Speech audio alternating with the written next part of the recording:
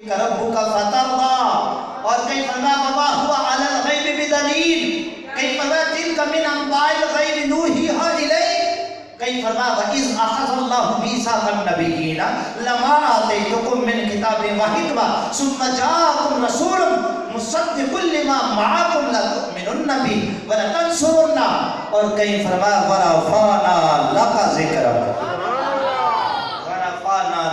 ज़िक्रक का साया तुझ पर, बोल बाला है तेरा, जिक्र है ऊंचा तेरा। और आला हज़रत कहते हैं मैं और आप हुजूर की क्या शान बयान कर सकते हैं जब खुद रब्बुल आलमीन का कुरान मुस्तफ़ा की शान बयान कर रहा है। ऐ रज़ा खुद साहिबे कुरान है मद्दाहे हबीब, तुझसे कब मुमकिन है मिदहत रसूलुल्लाह की, कि तुम हुजूर की क्या शान बयान कर सकते हो।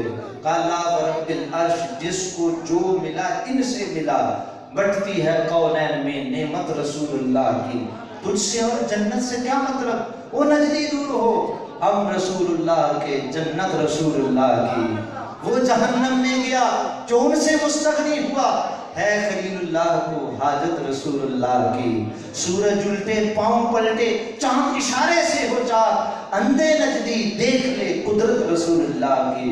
हम भिखारी वो करीम उनका खुदा उनसे फजूल, और ना कहना नहीं आदत रसूलुल्लाह की।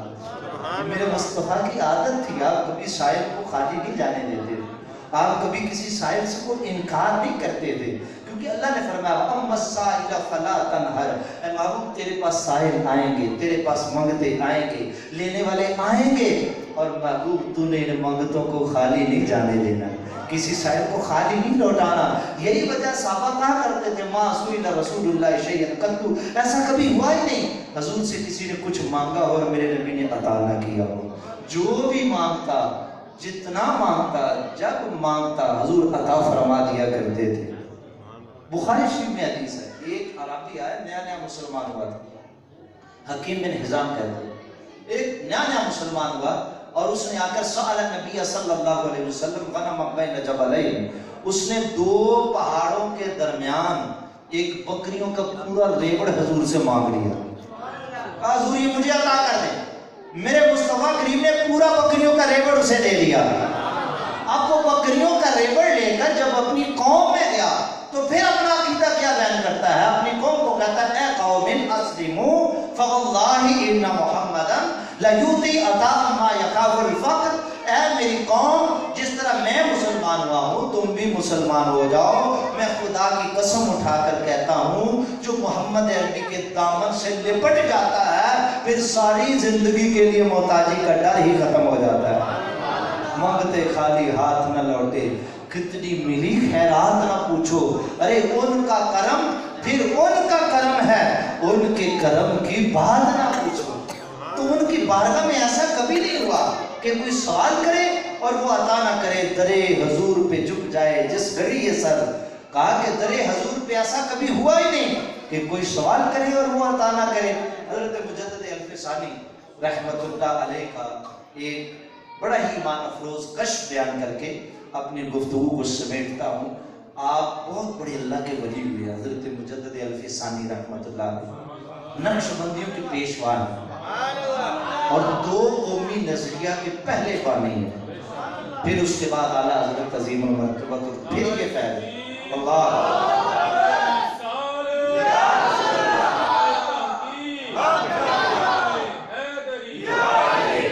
तो बहुत बड़ा नाम है हज़रत मुजद्दिद अल्फ़सानी रहमतुल्लाह अलैह का अल्लाह के वलियों में, और जो वो किरदार अदा करके आज तक उनका किरदार जिंदा है।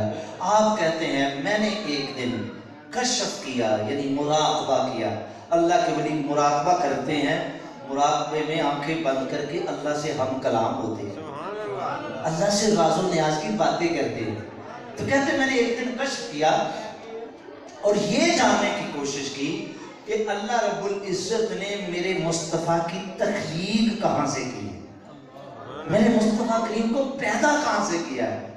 तो आप कहते हैं कि मैंने जब ये गौर किया तो मुझे ये मालूम हुआ कि अल्लाह ताला ने पूरी कायनात को, ज़मीनों को, आसमान और सूरज, चाँद, जिन, ये जितनी मखलूक़ात हैं, अल्लाह ताला ने सारी मखलूक़ात को आलिम इम्कान से पैदा किया। तवज्जो کو رہنے دے بچوں کو جدھر تھے یار.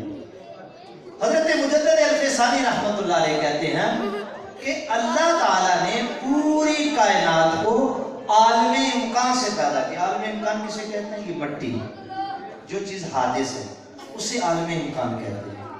اور اللہ تعالیٰ کی ذات ہے عالم وجود، اسے کہتے ہیں واجب الوجود ذات. وہ ہمیشہ سے ہمیشہ رہے گی، ازلی ہے ابدی ہے.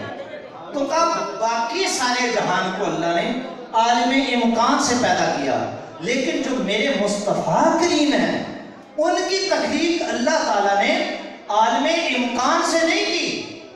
کہاں سے کی؟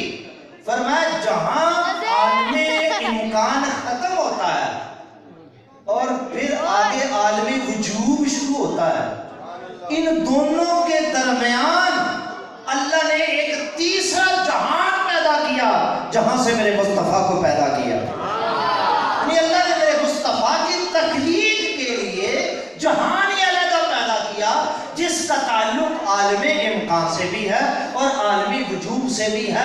اس کی ریزن کیا تھی، وجہ کیا تھی؟ دونوں جہانوں سے آپ کا تعلق کیوں کیا؟ اس لیے کہ عالم وجوب کے جلوے بھی ہے، عالم امکان کا رنگ بھی ہے. یہ ایسا اس لیے کیا کہ اللہ کی ذات سراپا نور ہے، اللہ کی ذات سراپا نور ہے، اللہ کا کلام بھی سراپا نور ہے، اور ہم سراپا حادث ہے. ہم ممکن ہیں، ہم اللہ کے نور کو برداشت نہیں کر سکتے، ہم میں یہ طاقت نہیں ہے. نور بہت بھاری ہے، وزنی ہے، دیکھنے میں کچھ نہیں ہوتا لیکن وزن بڑا ہے، یقین نہیں آتا. رب کا قرآن سناتا ہوں، اللہ فرماتا لو انزلنا ھذا القرآن علی جبل لرأیتہ خاشعا متصدعا من خشیۃ اللہ. اللہ فرماتا اگر ہم یہ قرآن پہاڑوں پر نازل کر دیتے تو وہ پہاڑ ریزہ ریزہ ہو جاتے، وہ قرآن کے نور کو برداشت نہ کر پاتے. تو اللہ کا نور ہم برداشت نہیں کر سکتے تھے تو پھر اللہ کا فیض ہم تک کیسے پہنچتا؟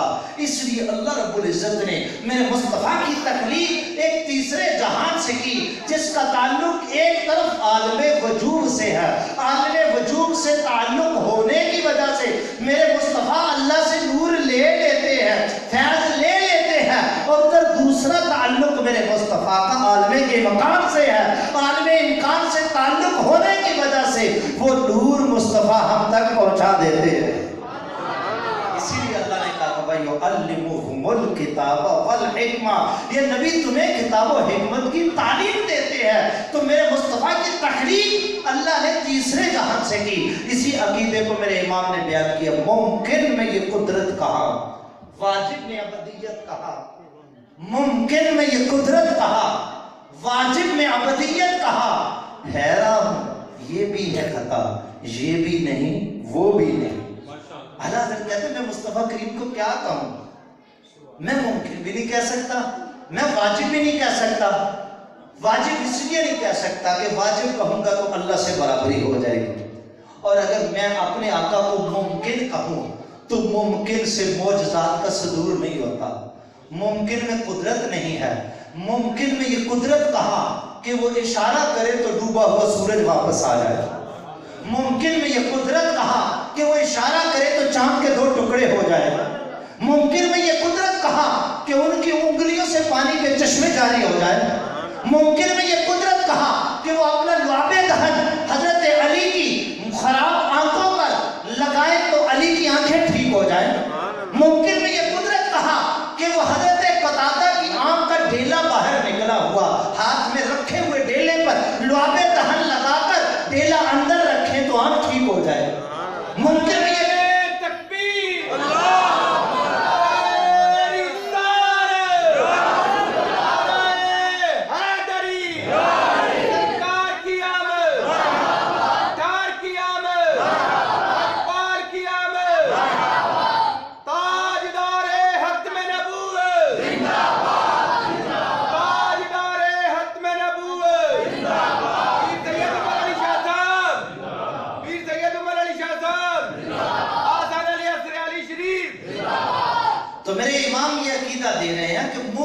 میں یہ قدرت کہا کہ وہ اپنا لعاب عبداللہ ابن عتیق کی ٹوٹی ہوئی پنڈلی پر لگائیں تو پنڈلی ٹھیک ہو جائے. اور ممکن میں یہ قدرت کہا کہ ان کے جسم لطیف پر مکھی اور مچھر نہیں بیٹھتا. ممکن میں یہ قدرت کہاں کہ ان کے جسم لطیف کا سایہ نہیں ہے.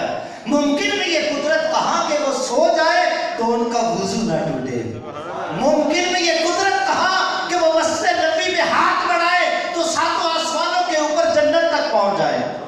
ممکن میں یہ قدرت کہاں کہ وہ آنکھ اٹھائے تو قیامت تک کے واقعات کو دیکھ لے. ممکن میں یہ قدرت کہاں کہ وہ محبت والوں کی خوشبو یمن سے سونگھے. ممکن میں یہ قدرت کہاں کہ وہ مدینے میں بیٹھ کر دمتل والوں کا درود سن لے. ممکن میں یہ قدرت کہاں کہ وہ زلزلے والی زمین پہ اپنی ایڑی مارے تو اس کا زلزلہ رک جائے.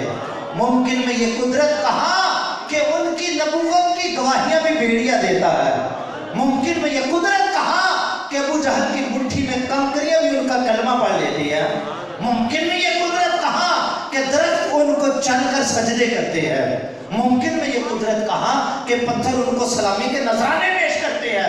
اس لیے اعلیٰ حضرت کہتے ہیں ممکن میں یہ قدرت کہاں، واجب میں ابدیت کہاں. ہے نہ ہوں یہ بھی ہے خطا، یہ بھی نہیں وہ بھی نہیں. بلبل نے گل ان کو کہا، قمری نے سروے جاں فضا حیرت میں جھنجھلا کر کہا یہ بھی نہیں وہ بھی نہیں. خورشید تھا کس زور پر کیا بڑھ کے چمکا تھا قمر، بے پردہ جب وہ روح ہوا یہ بھی نہیں وہ بھی نہیں. اس لیے اللہ نے میرے مصطفیٰ کی تخلیق اس جہاں سے کی جس جہاں سے کائنات میں کسی کو پیدا نہیں کیا. میں اور آپ حضور کی کیا شان بیان کر سکتے ہیں؟ میں اور آقا کی عظمتیں کیا بیان کر سکتے ہیں؟ وہ ابو بکر صدیق جو دن رات حضور کے ساتھ رہنے والے ہیں، جو سفر میں بھی حضور کے ساتھ تھے، حضر میں بھی حضور کے ساتھ تھے، جو مزار میں بھی حضور کے ساتھ ہے، حشر میں بھی حضور کے ساتھ ہوں گے، قبر سے اٹھنے میں بھی حضور کے ساتھ ہوں گے، جنت میں داخلے میں بھی حضور کے ساتھ ہوں گے. حضور فرماتا انا اول من یفتح القبر، فرمایا سب سے پہلے میری قبر کو کھولا جائے گا اور میری دائیں طرف سب سے پہلے ابو بکر صدیق اٹھیں گے، بائیں طرف عمر فاروق اٹھیں گے، پھر پیچھے دیگر اصحاب ہوں گے.